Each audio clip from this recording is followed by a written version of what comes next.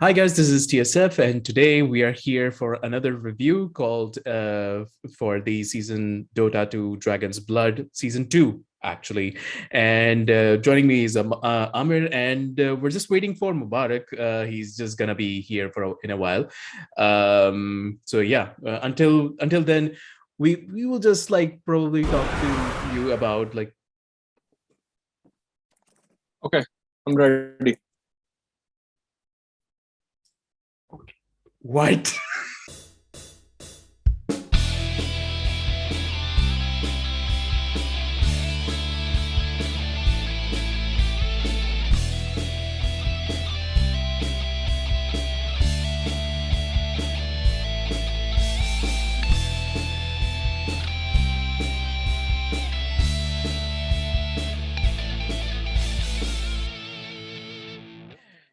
So, guys, now that we are over our initial shock with Mubarak, just I don't know if his house has an infinite number of costumes or something, but at this point, I've stopped even asking.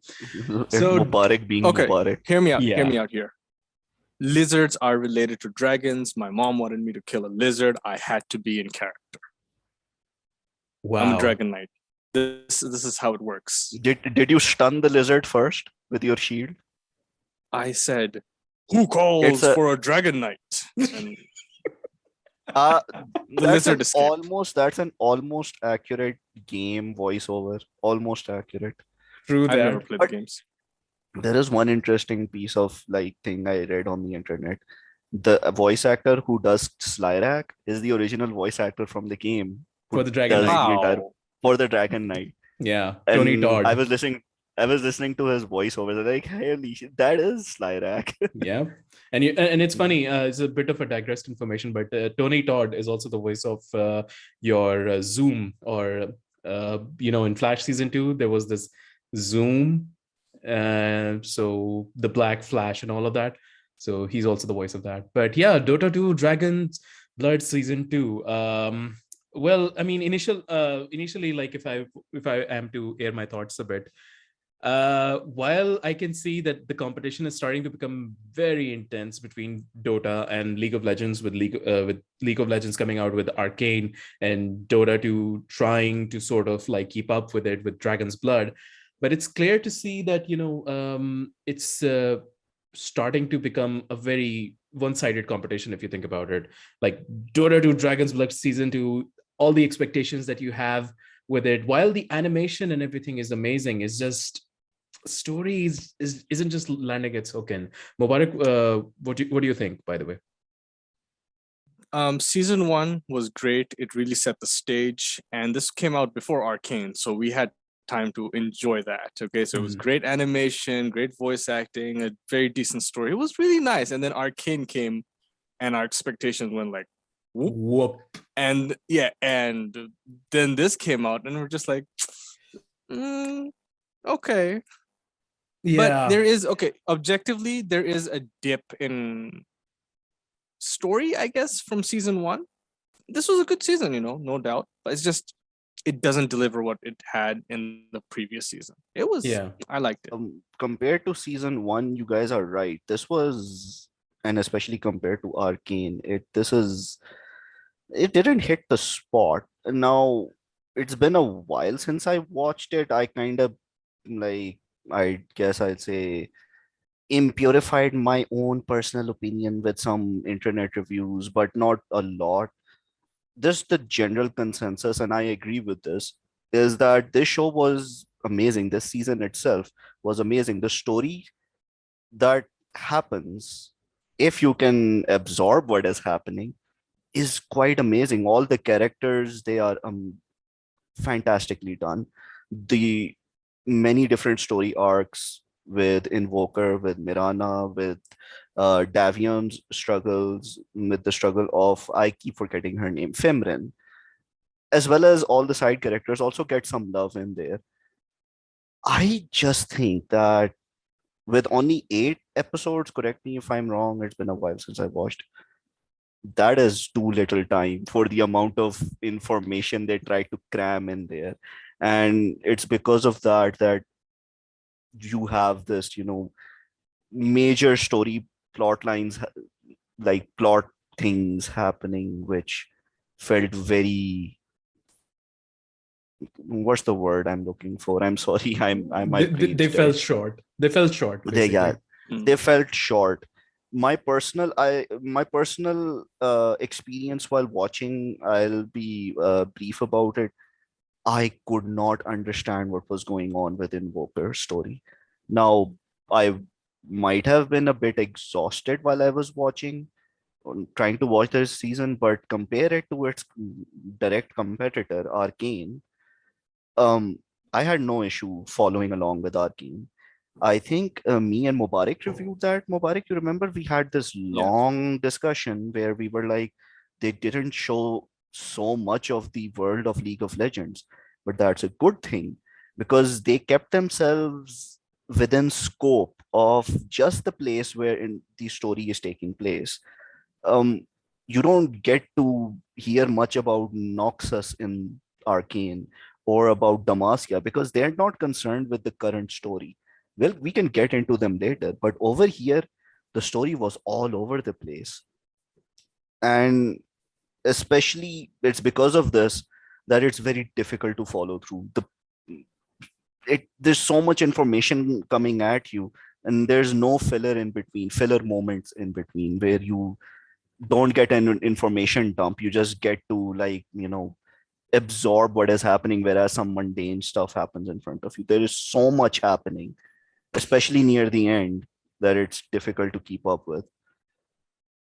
So yeah, that is what I think about the show. It was amazing, but it was way too fast, Yeah. way too much information in way too little episodes. It felt like they could have like either broken the story down into another season, Hmm. or they should have given us more episodes. I think True. there's too much information crammed in too little viewing time. Fair. True.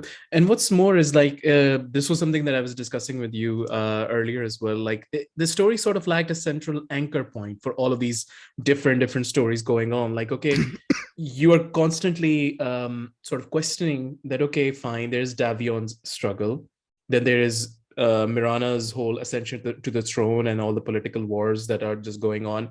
Then, of course, there's the whole deal with Salamene and Mene and Luna's own thing going on. So you're like, okay, where do all these converge? Who's that one central figure? And then you are like, okay, then there's Invoker's story going on as well. So at the end of it, you're like, okay, maybe it will all tie down to probably Terrorblade pulling something, and that sort of brings them all together to sort of become this, like, this team with Davion, Mirana, Luna, everybody. But by the end of it, everybody seems to be going on their own paths, except for Davion and all of that stuff.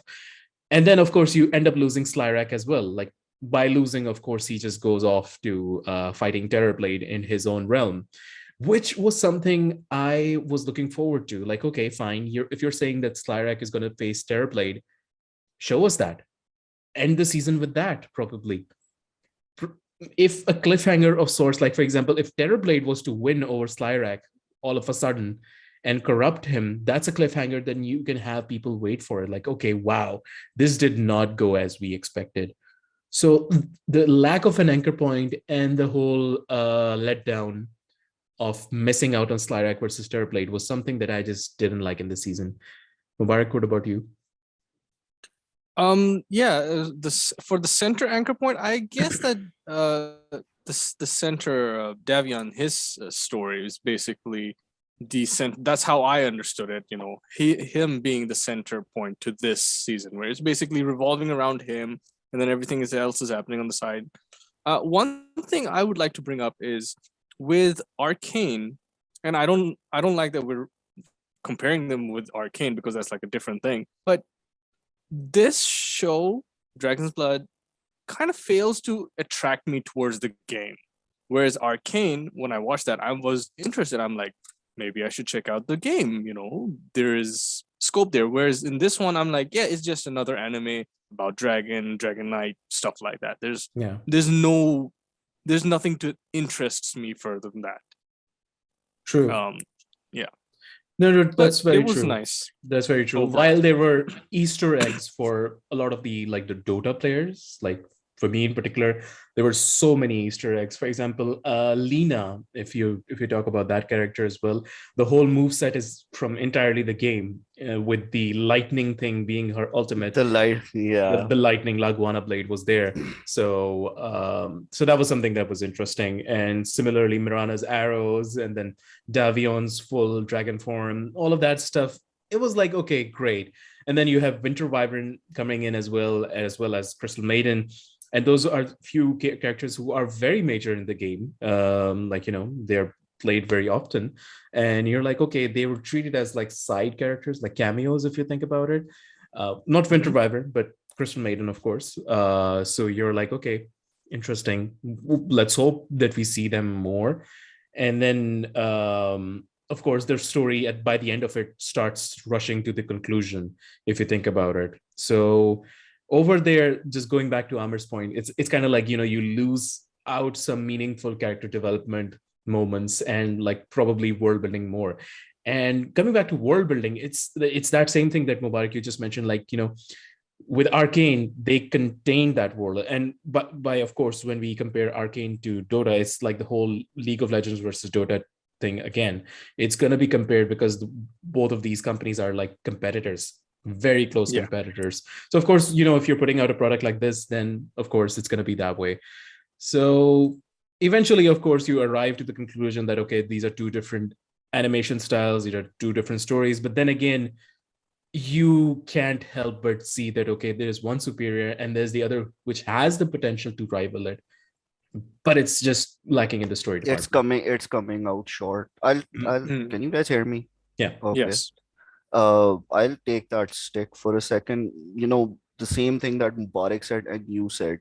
I'll take one little snippet. When they showed Lena, when they introduced her as a character, it's very difficult for me or anyone, a Dota fan, to recommend the show to a non-Dota fan like Mubarak. I can go and talk to Mubarak about Arcane because he watched the show and he has been given information at a pacing that he has been able to absorb it, even though he knows nothing about League of Legends.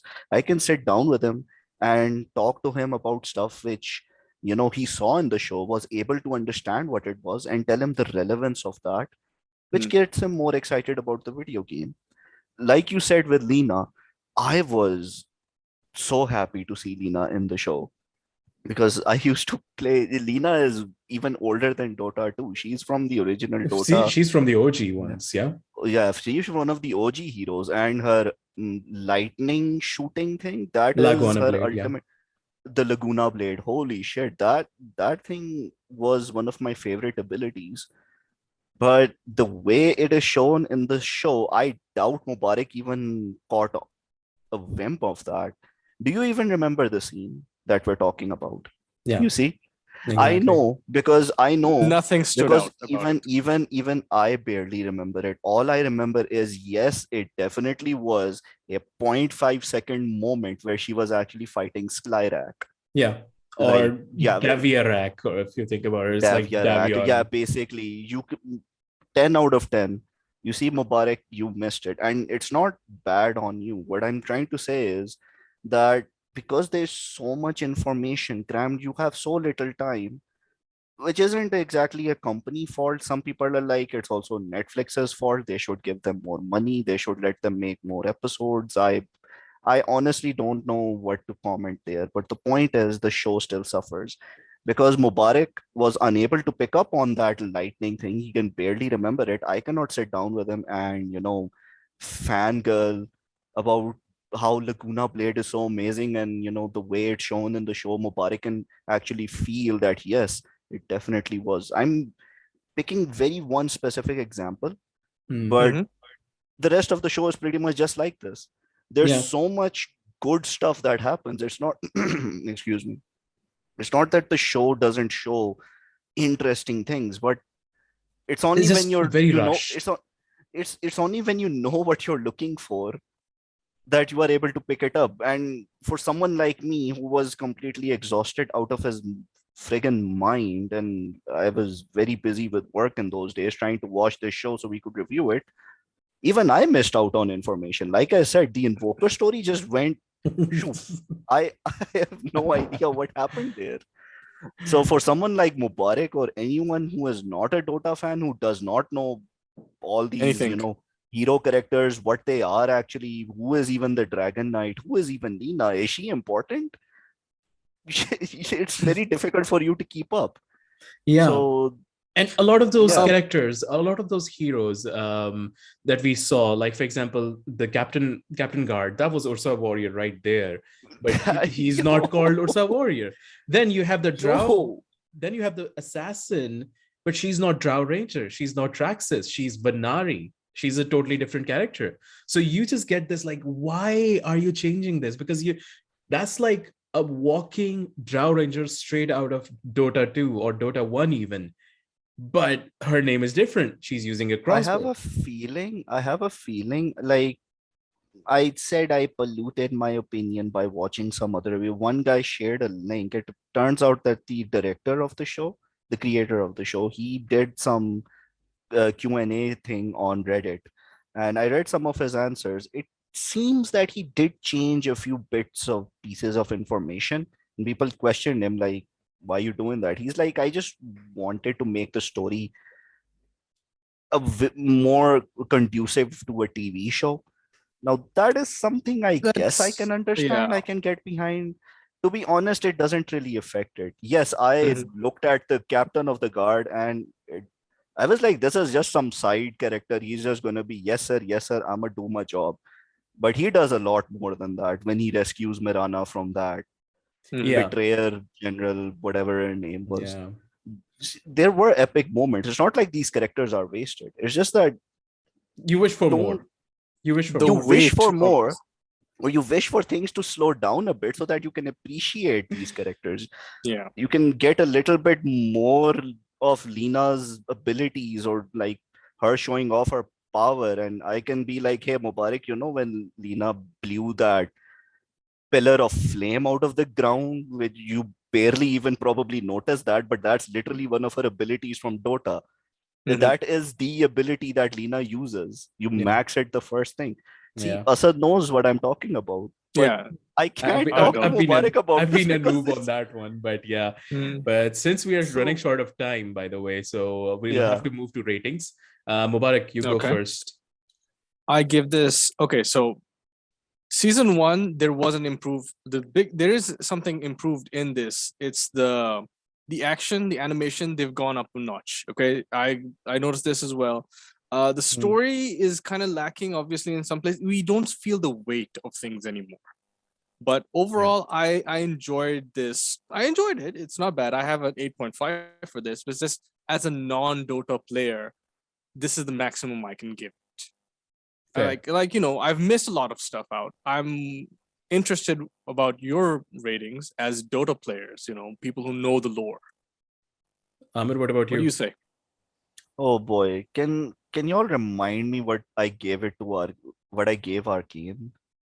I Did we think you give it a gave it like 9. a 9? nine, yeah. 9, probably A a 9. 9? 9 or This 9.5. is, yeah, something. See, this is my rating is also around an 8. I was like, it's just underneath. It's not so bad. It's It's not just, bad, it's but coming it's up just, short yeah, as compared. Whereas I can recommend Arcane to a anyone. non-League of Legends fan. I can tell anyone, hey, listen, go watch the show. Even if you don't play the game, it's so Watch the amazing. show. And yeah, watch the show, because even if you watch it, I can rant to you about the game and you would listen to me rant and you'd be even more impressed. You'd be like, wow, what an amazing world. What amazing characters. I want to play League of Legends now, which would be a horrifying thing for you. Trust me. But I can't do the same for Dota, and that's a problem. 8 out of 10, I guess. Okay. Okay. Asad? So for me, my rating would be a 7 out of 10, because pretty much like there was a lot of expectations from me, and of course, partly it is to be blamed to Arcane, because you just find out like, okay, the competitor RPG just came up with something even better, and you have expectations from Dota. Salty numbers right there. Yeah. No, but the thing was, like, I really wanted some of the conclusions of some of the stories that were going on. Like, that Yeah. piece between Slyrak and Davion finally achieved, but oh wait, Slyrak's gone now. So you've got that wasted. So that was one thing. So for me, that's why it's like a 7 out of 10. So, and that's the only reason why I would be giving that. So our average rating comes out to be like a 8 out of 10. 7.5, 7.5, 7.9, like something. that. So it's like an 8. So yeah, but let's settle at 7.5, I guess. All right. That's very fair. 7.5. That's a fair enough. That's a very fair number. Yeah. Yeah. But we'll leave you with that. And with that, we'll end our review for today. We hope that you have watched Dota 2 Dragon's Blood. It's a good season, has its mishaps, but of course, watch it and you'll enjoy it. So that is all from us, from TSF. You guys take care, keep each other safe, and have a good night. Take care. Bye.